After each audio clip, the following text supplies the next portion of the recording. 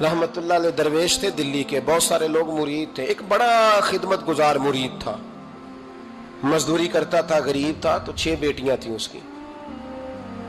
حضرت صاحب کے پاس روز آ کے کہتا حضور بچیوں کے لیے دعا کرے، اللہ کوئی اسباب پیدا کر دے، ایک بچی کی شادی کا خرچہ 1000 دینار ہے اور میں غریب ہوں۔ حضرت صاحب دعا کر دیتے۔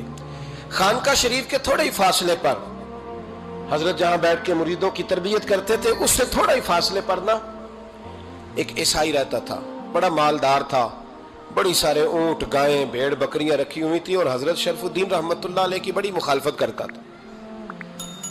اور یہ جو آپ کا غریب مرید تھا، یہ اس کا پڑوسی تھا، ایک دن بلا کے نا ان کو کہنے لگا کہ تو کدھر جا کے جو ہے وہ ٹکرے مار رہا ہے، وہاں سے کچھ نہیں ملنے والا، وہ تجھے کیا دیں گے جن کی خانقاہ خود چندے پہ چلتی ہے، مدرسہ چندے پہ چلتا ہے، مسجد چندے پہ چلتی ہے، تیری بیٹی کا معاملہ کہاں حل ہوگا؟ تو اس درویش نے کہا کہ تو میرے پیر کو نہیں جانتا، تو مجھے میرا محبوب نہیں ڈٹھا، تو پتہ نہیں نا، تو اس رستے کا مسافر نہیں، تو نہیں جانتا، ان کا بس چلے نا تو وہ ہر قیمت میں میری بیٹیوں کی شادی کرا دیں۔ اب وہ عیسائی تھا، کہنے لگا اچھا چلو ٹھیک ہے، اگر اتنی بات ہے نا تو جاؤ ان سے جا کے کہہ دو کہ 6 سال کے لیے میرے ساتھ معاہدہ کر لیں، وہ میرے جانوروں کو چارہ ڈال دیا کرے، 6 سال ڈیوٹی کرے، میں 6000 دینار دے دیتا ہوں۔ وہ میرے ساتھ 6 سال میرے جانوروں کو چارہ ڈالے، رکھتے ہیں نا آپ چارہ ڈالنے کے لیے ایڈوانس پیسے دے کے، اب تو لوگ انہیں بھی غلام ہی بنا لیتے ہیں، بڑی تھوڑی تنخواہ دیتے ہیں، ظلم کرتے ہیں، پورا معاوضہ نہیں دیتے۔ حضرت شیخ شرف الدین کے بارے میں وہ کہنے لگا جب اپنے پیر سے جا کے کہہ کہ میرے جانوروں کو 6 سال چارہ ڈالے، میں 6000 دے دیتا ہوں، تو جو کہتا ہے ہر قیمت پہ جانے کو تیار ہے۔ اس نے جب یہ بات کی تو مرید نے ناراض ہو گیا، وہ لڑائی ہو گئی، گریبان پکڑ لیا، جھگڑا ہوا، بات بڑی دور گئی۔ اس طرح کی بات کرتا میرے حضرت کے بارے میں، تیرے جیسے کئی میں وہاں کام پہ رکھا دوں۔ جب وہ بڑی بحث ہوئی، بات محلے میں، علاقے میں پھیل گئی، دنیا نے سن لی، تو شیخ شرف الدین تک بھی پہنچ گئی۔ اس طرح جھگڑا ہوا ہے، لوگ سو گئے عشاء کی نماز کے بعد۔ حضرت صاحب نے نا سر پہ کپڑا لیا، اس عیسائی کے دروازے پہ دستک دی، وہ باہر آیا، فرمانے لگے لوگ تو سوچ سمجھ کے ملازم رکھتے ہیں، تو نے بھی تو سوچ ہی لیا ہوگا، تبھی تو مجھے آفر کی ہے، تو اپنی آفر پہ قائم ہے، واقعی مجھے رکھ لے گا اور 6000 دینار دے دے گا؟ کہنے لگا جا بابا کام کر اپنا۔ فرمایا نہیں، تو نے اتنے لوگوں میں بات کی، اتنی بحث ہوئی، تو قائم ہے؟ کہنے لگا میں تو قائم ہوں، پر آپ نے نہیں قائم رہنا۔ فرمایا میں سوچ سمجھ کے آیا ہوں۔ اس نے کہا آپ ڈیوٹی کریں گے، بھینسوں کو چارہ ڈالیں گے؟ فرمایا ایک شرط، بس جب اذان ہو جائے نا تو مجھے رب کی نماز پڑھنے کی اجازت دے دینا، باقی صبح و شام جو تو کہے گا۔ اگر اس غریب کی بیٹیاں بیائی جائیں تو مجھے اور کیا چاہیے، اس کی 6 بیٹیوں کا بوجھ ہے اس کے سر پہ، تو مجھے رکھ لے۔ اللہ اکبر۔ وہ کہنے لگا چلے پہ میرے ساتھ خط بندگی کر لیں، آج کل ہم اسٹامپ کرتے ہیں، اس زمانے میں خط بندگی ہوتا تھا، غلامی کا خط، قاضی شہر کے پاس، یعنی اس کا خیال تھا کہ چلو اسٹامپ کی بات کروں گا تو بھاگ جائیں گے۔ فرمایا چل میں تیار ہوں۔ قاضی تک گئے، طے ہو گیا، 6000 دینار دے دیے۔ حضرت نے مرید کو بلایا، فرمایا پتر یہ لے جا، جا میری بیٹیوں کو روانہ کر دے۔ کہنے لگا حضور یہ کیا کر رہے ہو آپ، کچھ سوچیں۔ فرمایا یار جب تجھے بیٹا بنا لیا تو پھر میری پوتیاں تو لگتی ہیں نا، میرا حق تو بنتا ہے نا، جا کے ڈیوٹی کر، ان کو بیاہ دے۔ بات پھیل گئی، بادشاہ بھی عقیدت مند تھا، وہ 12000 دینار لے کے پہنچا۔ کیا بتاؤں ان رب کے بندوں کا دل کیسا ہوتا ہے، کیا درد ہوتا ہے، کیا رنگ۔ 12000 دینار لے کے بادشاہ آیا اور آ کے حضرت کو پیش کیے کہ حضور آپ دیں اس عیسائی کو ڈبل دیں اور جائیں کام کریں۔ آپ فرمانے لگے تو پیسے دے، شرطیں نہ لگا، میرا جہاں دل کرے گا میں خرچ کروں گا، مجھے تو مزہ ہی اب آنے لگا ہے، ابھی تو لطف آ رہا ہے، ابھی تو ذائقہ آیا ہے کچھ کرنے کا، پیسے دینے ہیں تو دے، پابندی نہ لگا، جہاں میرا دل کرے گا میں۔ اس نے کہا حضور ٹھیک ہے رکھ لے۔ حضرت نے فجر مسجد میں پڑھی، جیب میں 12000 دینار تھے، اعلان فرمایا بھی کسی اور کی بیٹی بھی بیٹھی ہے تو پیسے میرے پاس ہیں۔ وہ 12000 دینار بھی بانٹ دیا، اور 12000 دینار بانٹ کے نا تو پھر چلے گئے کھیت میں چارہ کاٹنے۔ اس عیسائی کو کسی نے بتلایا کہ ان کے پاس تو 12000 آیا ہے، پر تجھ سے جان نہیں چھڑائی انہوں نے، کہ وعدہ یہ ہوا تھا کہ 6 دیں گے تو جائیں گے، جب تک دیں گے نہیں تیرے گھر میں کام کریں گے۔ وہ نا چارہ کاٹ رہے تھے، حضرت صاحب تو وہاں پہنچ گیا، دور جا کے کھڑا ہو گیا، کہنے لگا بابا پہلے تو میں نے مسلمانوں کے اخلاق سنے تھے، اب تو میں نے دیکھ بھی لیے، پر یہ بتا جب 12,000 آیا تھا جان کیوں نہیں چھڑائی؟ تو حضرت چارہ کاٹتے کاٹتے رو پڑے، فرمانے لگے تو نہیں نہ جانتا یہ بیٹیاں سانجھی ہوتی ہیں، پتہ نہیں نا، میرے رسول پاک نے تو حاتم تائی کی بیٹی کے سر پہ کپڑا رکھ کے کہا تھا بیٹیاں برابر ہوتی ہیں، تو یہ نہیں پتا جب اس کی 6 بیٹیوں کی شادی ہوئی ہے میرے اندر روحانیت کتنی بڑی ہے۔ فرمایا پھر 12,000 آیا ہے تو 2-4 بچیاں پھر گئی ہیں، تو یہ نہیں پتا میں اندر سے راضی کتنا ہوں، میں تیری نوکری کرتا رہوں گا، پتہ نہیں اللہ کتنی بیٹیوں کو بیاہ دے گا۔ اتنا رویا وہ عیسائی کے پیروں میں بیٹھ گیا، کہنے لگا بابا میں نے تیری مخالفت کی ہے پر تیرے قریب آ کے پتہ چلا ہے کہ تو بہت اونچے اخلاق کا مالک ہے، اور اگر تیرا یہ مقام ہے تو تجھے اخلاق سکھانے والے محمد عربی کی شان کتنی ہوگی۔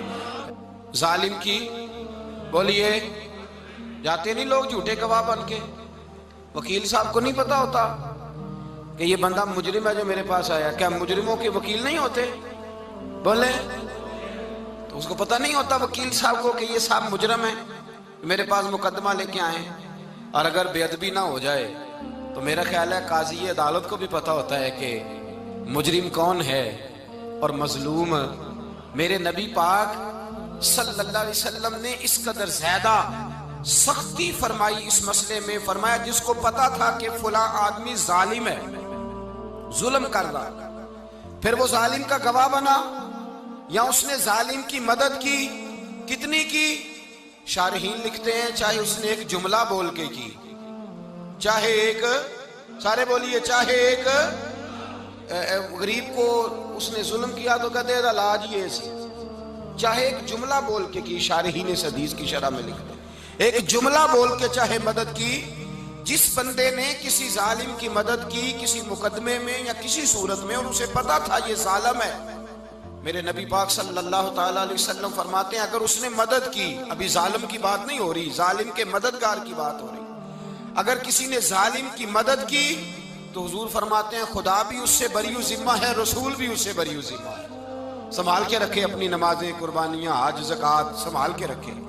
اگر ظالموں کا مددگار ہے، الیکشن آ لینے دے، آپ کو نظر آ جائے گا کون کون ظالموں کا مددگار ہے، نظر آ جائے گا، اپنی جیب سے لوگ پیسے دے کے ظالموں کی مدد کریں گے، ان کے فلیکس چھپوائیں گے، بورڈ لگوائیں گے، جیبوں سے پیسے دے کے۔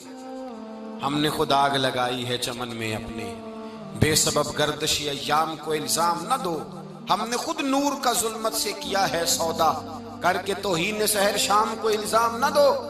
ظالموں کے مددگار میدان میں آ گئے، یہ چھوٹا لفظ نہیں، میرے حبیب پاک صلی اللہ علیہ وسلم نے فرمایا جو ظالم کا مددگار ہے سن لے جو سجن کے ساتھ کچہری جاتا ہے، وہ یاد رکھے جو دوست کا گواہ بنتا ہے، وہ یاد رکھے جو کہتا ہے میں مانگی گیا تھا، مجھے بلایا گیا تھا قبضہ چھڑانے کے لیے کسی غریب بیوہ کی جائیداد پہ، وہ سن لے تو مدد کر کے نہیں آیا، تو خدا کے ذمے سے نکل گیا ہے۔ رسول پاک نے فرمایا تیرا میرا تعلق ختم ہو گیا، تو ظالم کا مددگار ہو گیا، پھر تو کہتا میں بے چین ہوں، میں بے قرار ہوں، میں آزمائش کا شکار ہوں، پلٹ کے دیکھ تو صحیح تیرا گناہ کتنا بڑا ہے۔ میرے نبی پاک صلی اللہ علیہ وسلم کا ایک اور فرمان سن لیں، ابن ماجہ ابو داؤد میں موجود ہے، اس حدیث کو آپ نے یاد کر لینا ہے، کر لیں گے انشاءاللہ، سارے کہیے انشاءاللہ، کر لیں گے یاد۔ حضور صلی اللہ علیہ وسلم نے فرمایا اگر تو ظالم کی مدد کرے گا نا، یہ لفظ دل کی تختی پہ لکھ لینا، یہ مکافات عمل ہے، مکافات عمل دنیا، ادھر کرو گے تو ادھر بھرو گے۔ فرمایا اگر تو کسی ظالم کی مدد کرے گا، سن لے حضور کا فرمان ہے، اگر تو ابن ماجہ ابو داؤد سیاہ میں موجود ہے، فرمایا اگر تو کسی ظالم کی مدد کرے گا تو رب تعالیٰ مرنے سے پہلے پہلے تیرے اوپر بھی ظالم کو مسلط کر دے گا، تیرے اوپر بھی ایک دفعہ ظلم ضرور ہوگا اگر تو ظالم کی، وہ کسی صورت میں بھی ہو سکتا ہے، کسی صورت میں بھی، تیرا بیٹا ہی اٹھ کے ظلم کر دے گا، تو الجھ جائے گا، کسی نہ کسی جگہ تیرے لیے تباہی کا سامان ہوگا، تیرے اوپر ظلم ہوگا، اس لیے کہ تو ظالموں کا مددگار ہے۔ چاہیے یہ تھا کہ تو مظلوم کی مدد کرتا، انسانی ایمانی یقین کا فریضہ سر انجام دیتا، تو ظالموں کا مددگار ہو گیا۔ ٹٹول کے دیکھ لیں، رزلٹ نکال کے دیکھ لیں، ہمارے زمانے میں ظالموں کے مددگار زیادہ ہیں، اتنی لمبی زبانیں نکال کے ظالموں کی مدد کرتے ہیں، بڑے بڑے کالم نویس اللہ نے انہیں قدرت دی لکھنے کی، تو اپنا قلم ظالموں کی مدد میں خرچ کرتے ہیں۔ وہ لوگ جن کو اللہ تبارک و تعالیٰ نے قدرت دی، ہمت دی، طاقت دی، کچھ لوگ ان کے حلقہ احباب میں، وہ اپنے لوگوں کو استعمال کر کے ظالموں کی مدد کرتے ہیں، ظالموں کی مدد کرتے ہیں۔ میرے نبی کریم سید عالم نور مجسم صلی اللہ علیہ وسلم نے فرمایا اگر تو نے ظالم کی مدد کی تو جب تک تو توبہ نہیں کرے گا رب تجھ سے ناراض ہی رہے گا۔ اللہ تجھ سے، او بھائی جس سے رب بھی ناراض ہو گیا، نہ کھانا نہ پینا نہ سونا نہ جاگنا نہ نیند، پھر تیری ہر چیز تیرے لیے آزمائش ہو جائے گی، پھر تیرا سایہ بھی تیرے لیے خوف کا سامان بنے گا، پھر زندگی جیتی جاگتی لاش بن جائے گی، تو اپنے کندھوں پر اپنی میت اٹھائے پھرے گا جب تو ظالم کا مددگار ہوگا۔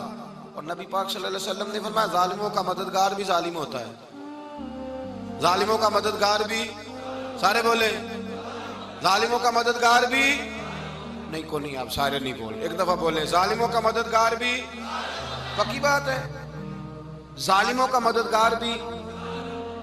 اللہ اکبر، جس کا یارانہ ہو، جس کا دوستانہ ہو، جو کہے میں نے نا اس کو اوکھے ویلے کے لیے ظالم کو یاد رکھا ہوا ہے۔